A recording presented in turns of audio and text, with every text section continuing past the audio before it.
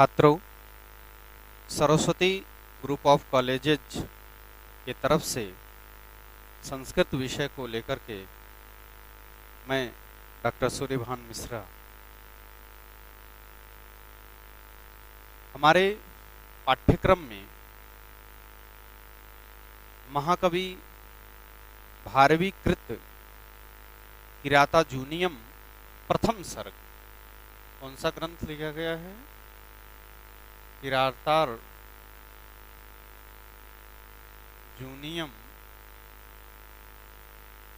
प्रथम सर्ग को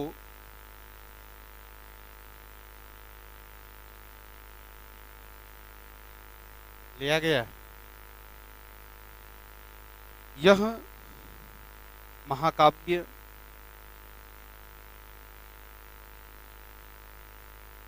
महाकवि भारवी के द्वारा विरचित है। संस्कृत साहित्य में बृहत्त्रयी के नाम से, किस नाम से? बृहत्त्रयी के नाम से किरातार्जुनीयम प्रसिद्ध है और भारवी का किरातार्जुनीयम महाकाव्य सर्वश्रेष्ठ माना जाता है। इसीलिए पाठ्यक्रम में इसको रखा गया है।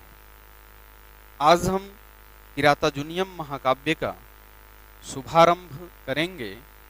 उससे पूर्व हम उस कवि के रचना के बारे में अवश्य जान जाएं कि उस जो कवि ने इसको लिखा है उसका जीवन वृत्त क्या है।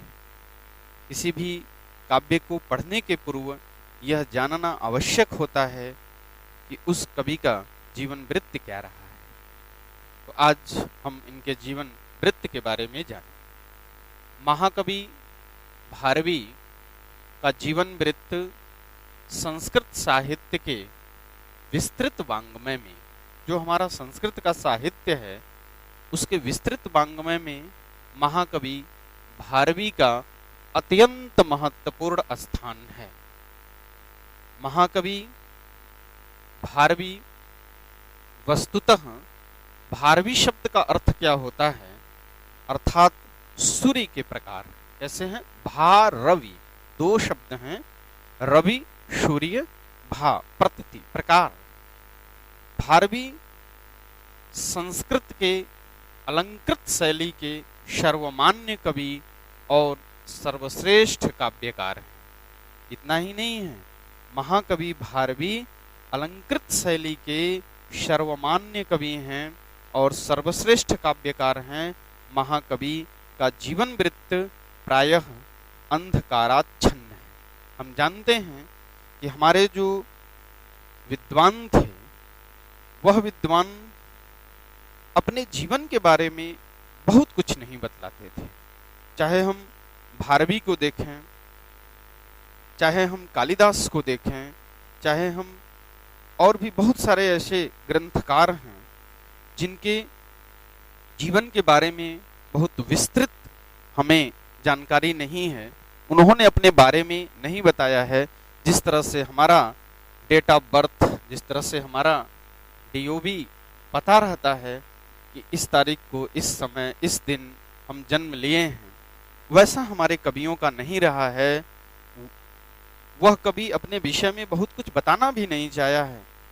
उन्होंने अपने कृतित्व से अपनी यश रूपी प्रकाश को विस्तृत किया है। किसी ने अपने जीवन के बारे में नहीं लिखा है, वह अपनी रचना को अधिक से अधिक लिखने का प्रयास किया। वह अपने जीवन के बारे में बहुत अधिक बताने का प्रयास नहीं किया है। परंतु फिर भी कुछ साक्ष्यों के द्वारा, कुछ प्रमाणों के द्वारा हम उनके संबंध में कुछ न कुछ बताने का प्रयास आपको यहाँ से करेंगे। उनके जीवन वृत्त एवं जन्म के स्थान के संबंध में परंपरागत अनेक किंवदंतियां प्रसिद्ध हैं।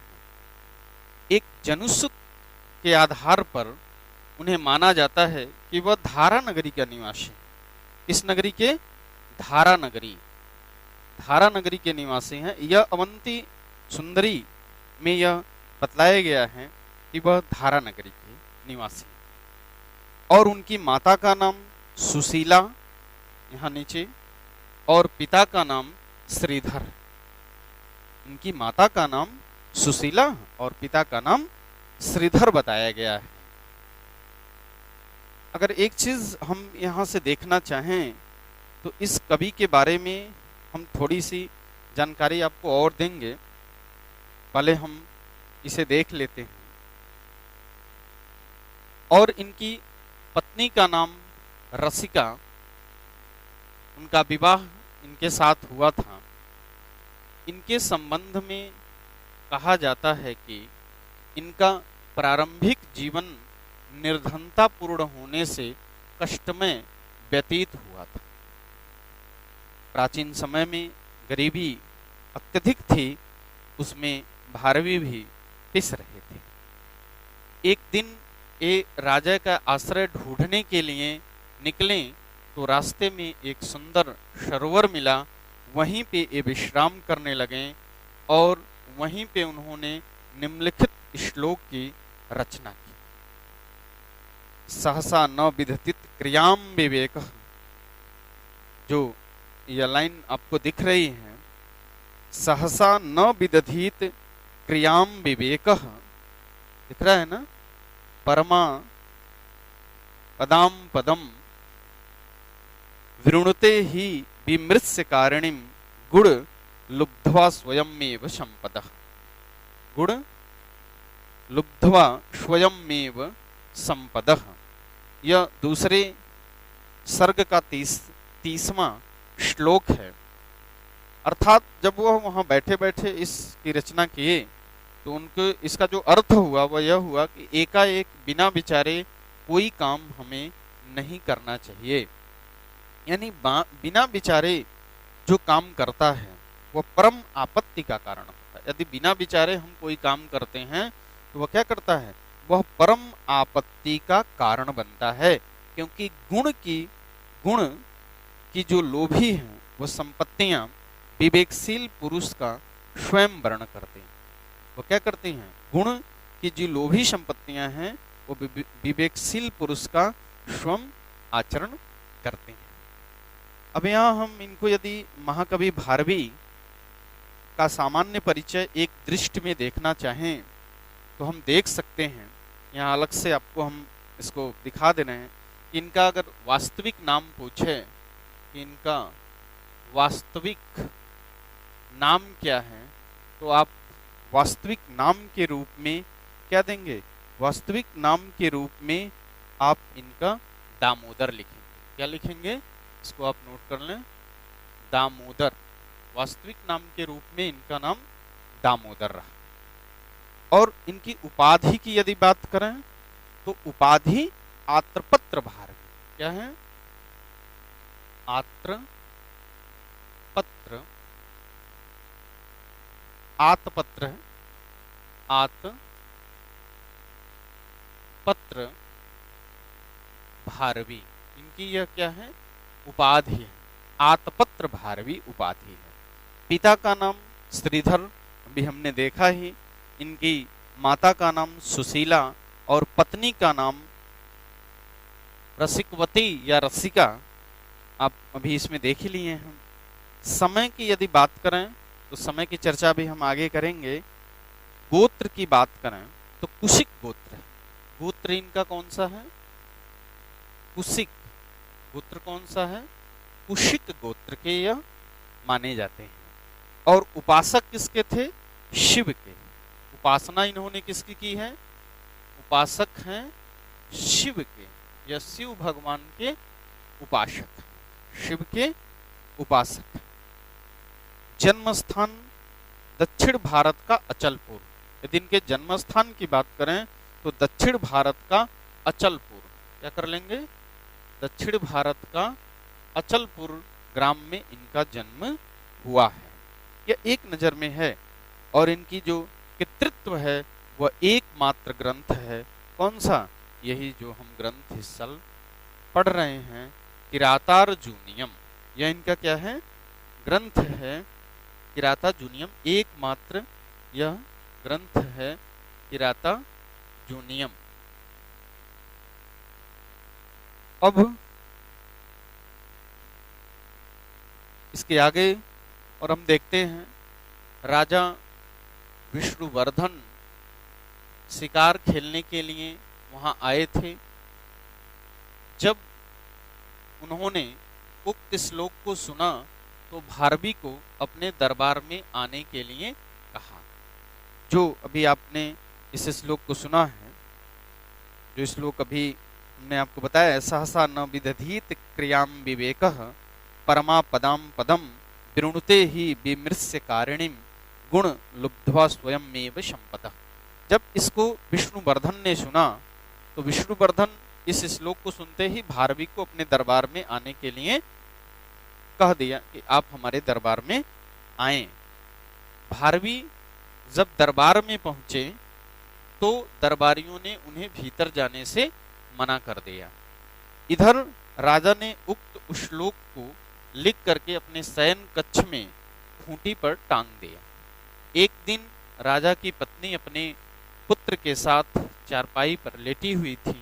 राजा ने शिकार से लौट कर देखा तो रानी को पर पुरुष के साथ लेटी हुई थी।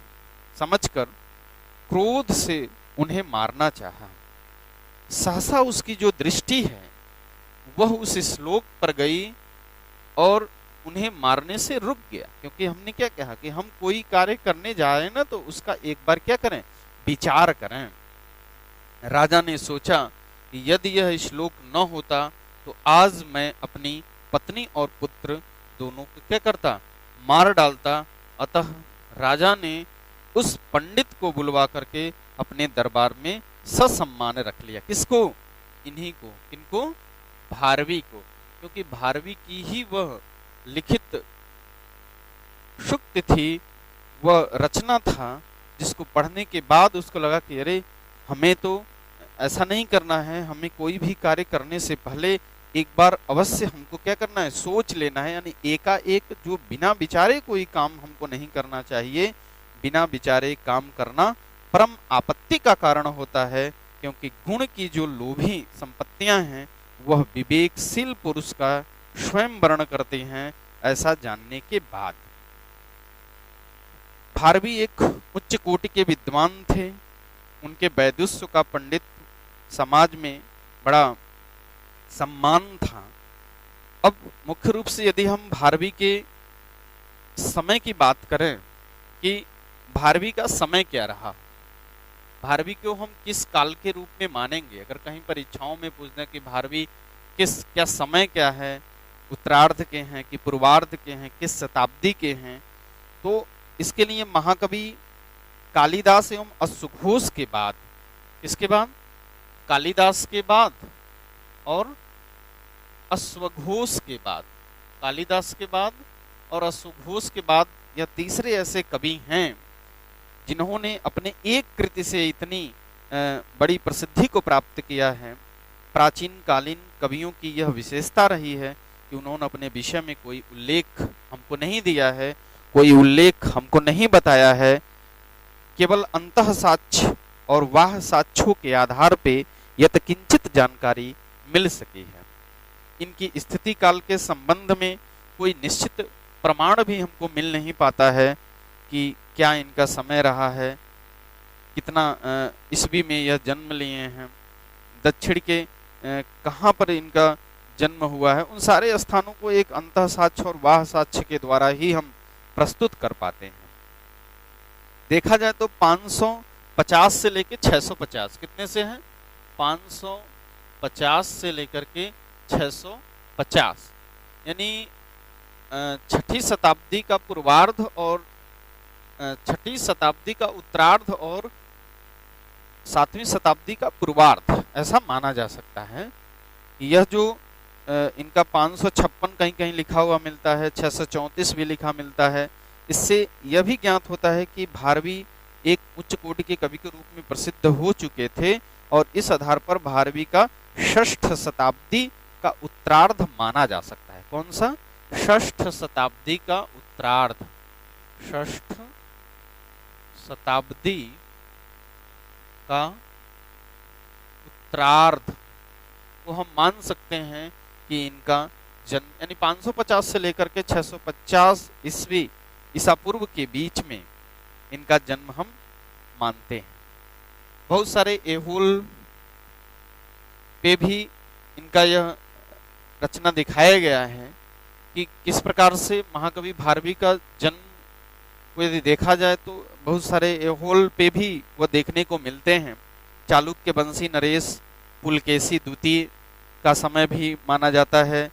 दक्षिण भारत का जो पृथ्वी कोकणी नाम के किसी एक राजा का दान पात्र भी मिलता है। यानी बहुत सारे स्थानों पर यह देखने को हमें प्राप्त होता है कि इनका अगर हम जन्म के बारे में इनका जब हम नामकरण करते हैं, इनके जन्म के बारे में जब हम जानते हैं ईस्वी द्वारा, तो बहुत सारे अंतः साक्ष्य और बाह्य साक्ष्य के द्वारा अगर एक सटीक बताया जाए तो 175 वर्ष पूर्व और 600 ईस्वी के आसपास आकर ठहरता है।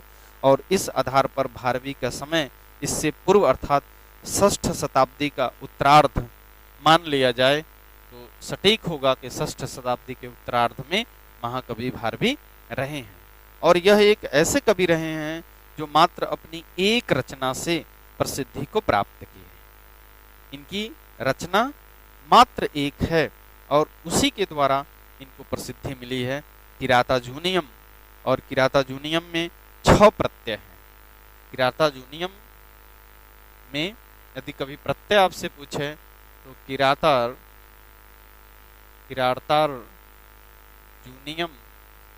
में 6 प्रत्यय का प्रयोग किया गया है। तो निश्चित रूप से आज आप भारवी के जीवन के बारे में, भारवी के जीवन की कथाएं कैसी हैं, किस प्रकार से यह इनका जन्म कहाँ हुआ, किस स्थान पे हुआ, इस पे हमने विस्तृत रूप से चर्चा आपसे की।